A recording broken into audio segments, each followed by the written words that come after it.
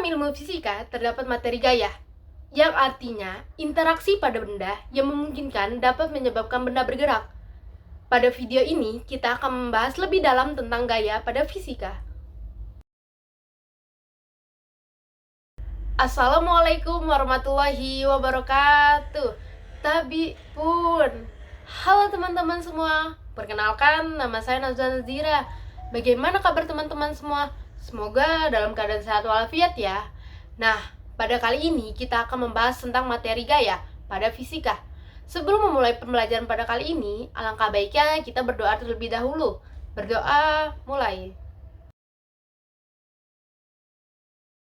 Gaya pada ilmu fisika merupakan suatu interaksi pada benda yang memungkinkan dapat menyebabkan benda bergerak, baik dalam perubahan arah maupun perubahan besarnya, bahkan sampai perubahan bentuk atau deformasi. Itulah definisi ilmiah gaya. Gaya juga merupakan besaran vektor, tentunya mempunyai arah. Hukum Newton. Hukum 1 Newton atau kelembaman atau inersial. Jika keadaan di mana resultan gaya 0, benda akan tetap diam ataupun bergerak dengan kecepatan yang konstan akibat tidak adanya percepatan. Seperti sigma F resultan sama dengan 0. Hukum 2 Newton. Jika keadaan di mana resultan gaya tidak sama dengan 0, maka benda akan bergerak dipercepat dengan formula sebagai berikut. Sigma F sama dengan M kali A. Hukum 3 Newton.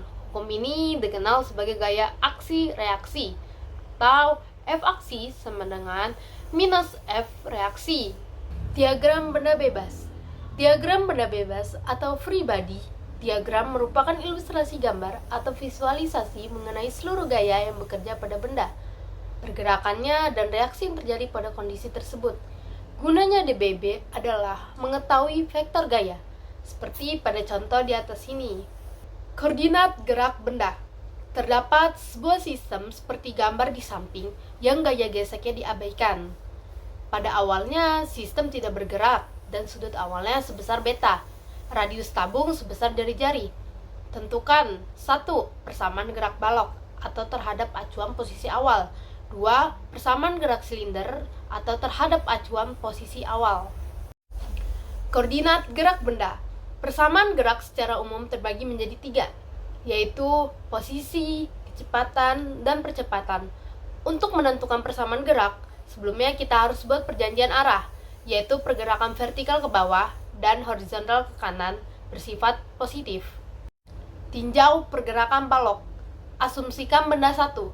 Karena persamaan posisi ditinjau dari posisi awal, maka akan didapatkan persamaan posisi di suatu sudut tertentu atau merupakan sudut di suatu waktu saat sudah bergerak, seperti pada gambar berikut ini. Begitulah persamaan gerak benda satu. Perlu diperhatikan untuk konsep diferensial chain rule yang digunakan pada persamaan di atas merupakan variabel yang berubah-ubah tiap waktu. Nah, selanjutnya kita akan membahas tinjau pergerakan silinder pada benda 2. Tinjau arah horizontal terdapat pada gambar berikut, dan tinjau arah vertikal terdapat pada berikut. Inti dari metode ini adalah mencari persamaan gerak dari suatu benda. Kerangka acuan.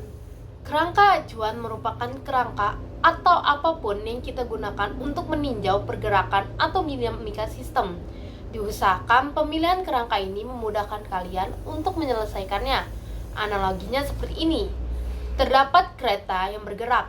Kalian mempunyai 2 kerangka pilihan, yaitu kerangka tanah dan kerangka kereta.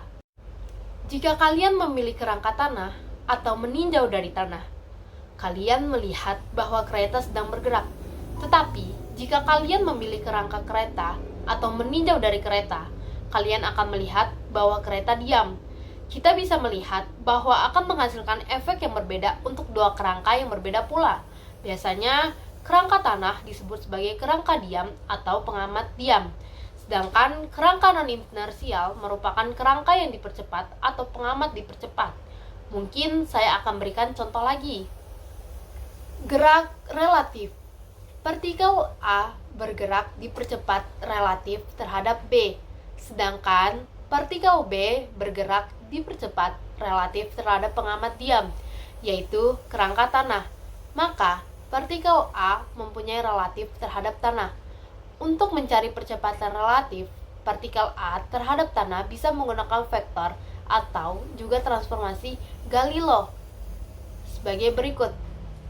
A vektor AT sama dengan A vektor AB ditambah A vektor BT.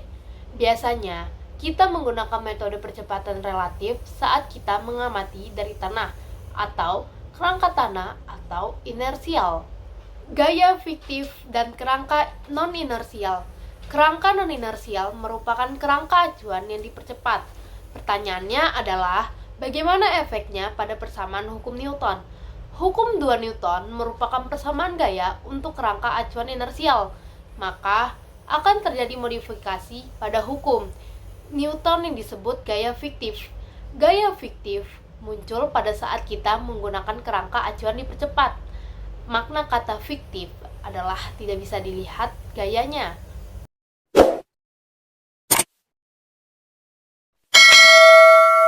Gaya fiktif tidak bisa dilihat, hanya bisa dirasakan dan arahnya berlawanan dengan arah percepatan kerangka. Berikut sebagai contoh. Jika kalian naik mobil teman kalian dan tiba-tiba teman kalian mempercepat mobilnya, maka yang kalian rasakan adalah terdorong ke belakang, padahal tidak ada yang mendorong kalian. Terlebih, teman kalian memperlambat mobilnya seketika, pasti kalian merasa tertarik ke depan. Inilah yang disebut sebagai gaya fiktif. Gaya fiktif selalu berlawanan dengan kerangka yang dipercepatnya. Pada saat mobil mempercepat, berarti percepatan ke arah depan, tetapi kita seperti terdorong ke belakang.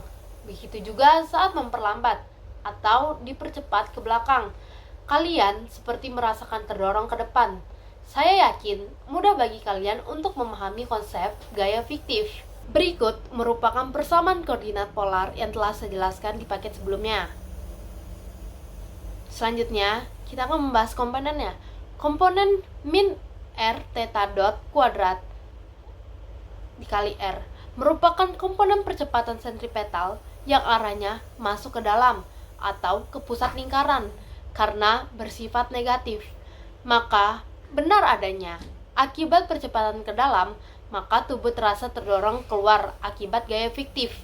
Nama percepatannya adalah sentripetal, dan percepatan fiktifnya adalah sentrifugal. Jadi, dapat disimpulkan, gaya fiktif bekerja pada pusat massa objek. Arahnya berlawanan dengan percepatan kerangka, dan besarnya adalah massa objek dikalikan dengan percepatan kerangkanya. Itulah hubungan antara kerangka non-inersial dengan gaya fiktif. Nah, selanjutnya kita akan membahas Untuk soal nomor 1 dan 2. Terdapat sebuah sistem yang bergerak pada bidang miring yang sangat kasar. Massa M1 dan M2 terhubung dengan pegas dengan konstanta K. Sistem dilepaskan dari keadaan diam. Setelah beberapa saat, sistem bergerak dengan percepatan yang sama. Koefisien gesek pada M1 sebesar μ1 dan koefisien gesek pada M2 sebesar μ2. Untuk pertanyaan soal nomor 1, tentukan percepatan sistem. Jawabannya, buatlah diagram benda bebas terlebih dahulu, lalu digambar. Dari situ kita akan dapat tinjauan kedua benda itu. Tinjau benda 2, M2 G sin theta dikurang KX dikurang μ2 M2 G cos theta sama dengan M2A. Tinjau benda 1, M2 G sin theta ditambah KX dikurang μ2 M2 G cos theta sama dengan M1A. Dengan dua persamaan di atas akan didapatkan A sama dengan G sin theta dikurang G cos theta dikali μ1M ditambah μ2M2 dibagi M1 tambah M2. Jadi jawabannya A. G sin theta dikurang M1 μ1 ditambah M2 μ2 dibagi M1 plus M2 G cos theta. Untuk pertanyaan nomor 2-nya adalah tentukan perubahan panjang pegasnya. Jawabannya, gunakan persamaan pada sebelumnya. Lalu Kx sama dengan M1A ditambah μ2 dikali M2 G cos theta dikurang M2 G sin theta. X sama dengan 1 per K dikali M1 G sin theta dikurang G cos theta mu1 dikali M1 ditambah mu2 kali M2 per M1 ditambah M2 ditambah mu2 M2 G cos theta dikurang mu2 M2 G sin theta. Maka X sama dengan M1 M2 G cos theta per K M1 plus M2 dikali mu1 dikurang mu2. Maka dapatlah hasilnya B. X sama dengan 1 per K mu1 dikurang mu2 dikali G cos theta M1 kali M2 dibagi M1 plus M2. Untuk soal berikutnya, itu soal nomor 3 sampai 11. Terdapat sebuah sistem yang tersusun atas dua batang dengan balok. Batang mempunyai massa sebesar dan balok mempunyai massa. Tiga benda tersebut dihubungkan dengan engsel yang sangat licin. Abaikan semua gesekan yang mungkin terjadi. Sistem kemudian dilepas dari keadaan diam. Asumsikan perpindahan ke kanan dan ke bawah bersifat positif. Untuk soal nomor 3, tentukan persamaan posisi arah X, pusat massa batang OA atau acuan terhadap posisi awal. Itu jawabannya tinjau pada perubahan posisi arah sumbu X pada batang pertama. Itu X sama dengan L per 2, cos theta dikurang L per 2, cos theta awal sama dengan setengah cos theta dikurang seperempat. Jadi jawabannya A. Tentukan persamaan kecepatan arah X pusat massa batang OA. Jawabannya, diferensialkan persamaan posisi terhadap waktu, yaitu X dot sama dengan min L per 2 sin theta theta dot. Jadi jawabannya A. Nomor 5. Tentukan persamaan percepatan arah X pusat massa batang OA. Jawabannya, diferensialkan persamaan kecepatan terhadap waktu. X double dot sama dengan min L per 2 dikali sin theta theta double dot tambah cos theta theta dot kuadrat. Nomor 6. Tentukan persamaan posisi arah Y pusat massa batang AB atau acuan terhadap posisi awal. Jawabannya, tinjau perubahan posisi arah sumbu Y pada batang pertama. Y sama dengan L per 2 sin theta awal dikurang L per 2 sin theta sama dengan L per 4 akar 3 dikurang L per 2 sin theta. Jadi jawabannya A.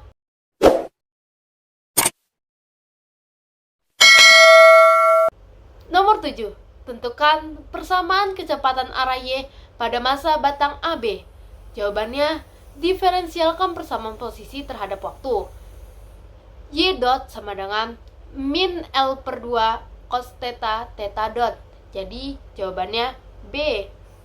Nomor 8. Tentukan persamaan percepatan arah Y pusat massa batang AB. Jawabannya, diferensialkan persamaan kecepatan terhadap waktu. Y double dot sama dengan min L per 2 dikali cos theta theta double dot dikurang sin theta theta dot kuadrat. Jadi jawabannya C. Nomor 9. Tentukan persamaan posisi balok M2 atau acuan terhadap posisi awal. Jawabannya, jika kita menyadari sistem tersebut, pergerakan arah sumbu X untuk balok merupakan 4 kalinya pergerakan dari pusat massa batang pertama, yaitu XM sama dengan MX sama dengan 2L cos theta dikurang 2L cos theta awal sama dengan 2L cos theta L. Jadi jawabannya D. Nomor 10. Tentukan persamaan kecepatan balok M2. Jawabannya, diferensialkan persamaan posisi terhadap waktu. X dot M sama dengan min 2L sin theta theta dot. Jadi jawabannya D. Untuk nomor 11. Tentukan persamaan percepatan balok M2. Jawabannya, diferensialkan persamaan kecepatan terhadap waktu. X double dot M sama dengan min 2L buka kurung sin theta theta double dot ditambah cos theta theta dot kuadrat. Jadi jawabannya D. Untuk soal selanjutnya itu nomor 12 sampai 18. Sebuah bidang miring bermassa M1 dengan sudut kemiringan theta yang berada di atas lantai licin ditarik dengan gaya horizontal F yang konstan ke kiri. Panjang sisi atas bidang miring adalah L. Di atas sisi miring terdapat balok M2 pada saat awal sistem dalam keadaan diam dan balok berada di ujung atas bidang miring. Pertanyaan untuk nomor 12 yaitu tentukan percepatan M1 terhadap tanah. Jawabannya adalah tentukan diagram benda bebasnya terlebih dahulu, lalu gambarkan. Setelah itu gunakan kerangka non-inersial, lalu tinjau kedua benda tersebut. Tinjau benda M1 yaitu F dikurang N sin theta sama dengan M1A1. Tinjau benda M2 untuk sumbu yang sejajar dengan bidang miring, itu M2G sin theta dikurang M2A1 cos theta, yaitu M2A21. Tinjau benda M2 untuk sumbu yang tegak lurus dengan bidang miring, yaitu N sama dengan M2G cos theta dikurang M2A1 sin theta. Persamaannya 1. F dikurang N sin theta sama dengan M1A1. 2. M2G sin theta dikurang M2A1 cos theta sama dengan M2A21. 3. N sama dengan M2G cos theta dikurang M2A1 sin theta. Dengan 3 persamaan di atas akan didapatkan A1 sama dengan F dikurang M2G cos theta sin theta dibagi M1 plus M2 sin theta sin kuadrat theta. Jadi jawabannya E. Untuk pertanyaan soal nomor 13, tentukan percepatan M2 terhadap M1. Jawabannya yaitu sesuai persamaan sebelumnya, yaitu A21 sama dengan G sin theta dikurang F dikurang M2G cos theta sin theta dikali cos theta dibagi M1 ditambah M2 sin kuadrat theta. Jadi jawaban yang tepat yaitu E. Untuk pertanyaan nomor 14 adalah tentukan besar percepatan sumbu X dari M2 terhadap tanah. Jawabannya adalah gunakan percepatan relatif, yaitu A2TX sama dengan A1 ditambah A21X sama dengan A1 ditambah A21 cos theta. A2TX sama dengan F dikurang M2G cos theta sin theta dikali sin kuadrat theta ditambah G sin theta cos theta dibagi M1 ditambah M2 sin kuadrat theta. Jadi jawabannya A. Untuk pertanyaan nomor 15 yaitu tentukan besar percepatan sumbu Y dari M2 terhadap tanah. Jawabannya adalah syarat untuk M2 mempunyai gerak relatif terhadap M1 adalah A21 lebih dari 0, yaitu G sin theta dikurang F dikurang M2 G cos theta sin theta dibagi M1 ditambah M2 sin kuadrat theta dikali cos theta lebih dari 0.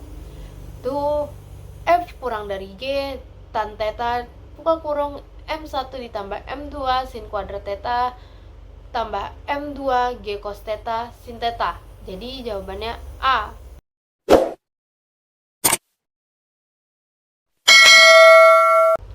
Untuk pertanyaan nomor 16, tentukan waktu yang diperlukan balok M2 agar sampai pada titik terendah bidang miring atau abaikan dimensi balok. Jawabannya adalah untuk mencari waktu tempuh, gunakan percepatan relatif, yaitu setengah A21T kuadrat sama dengan L sekan theta. T sama dengan akar 2L sekan theta. Buka kurung, G sin theta dikurang F ditambah M2G cos theta sin theta dibagi M1 ditambah M2 sin kuadrat theta kali cos theta tutup kurung dikali akar min setengah. Jadi jawabannya E. Pertanyaan soal nomor 17, tentukan jarak yang sudah ditempuh M1 saat M2 sampai pada titik terendah bidang miring. Jawabannya adalah selama waktu T1 benda M1 sudah bergerak sejauh X1, maka X1 sama dengan setengah A1 T1 kuadrat sama dengan L sekan theta dikali F dikurang M2G cos theta sin theta dibagi buka kurung M1 ditambah M2 sin kuadrat theta tutup kurung G sin theta dikurang F ditambah M2G cos theta dikali sin theta. Jadi jawabannya B. Pertanyaan untuk soal nomor 18. Tentukan syarat F agar M2 bergerak relatif terhadap M1. Jawabannya adalah syarat untuk M2 mempunyai gerak relatif terhadap M1 adalah A21 lebih dari 0. A21 lebih dari 0, G sin theta dikurang F dikurang M2G cos theta sin theta dibagi M1 ditambah M2 sin kuadrat theta dikali cos theta lebih dari 0. Itu F kurang dari G tan theta dikali M1 ditambah M2 sin kuadrat theta ditambah M2 G cos theta sin theta. Jadi jawabannya adalah A.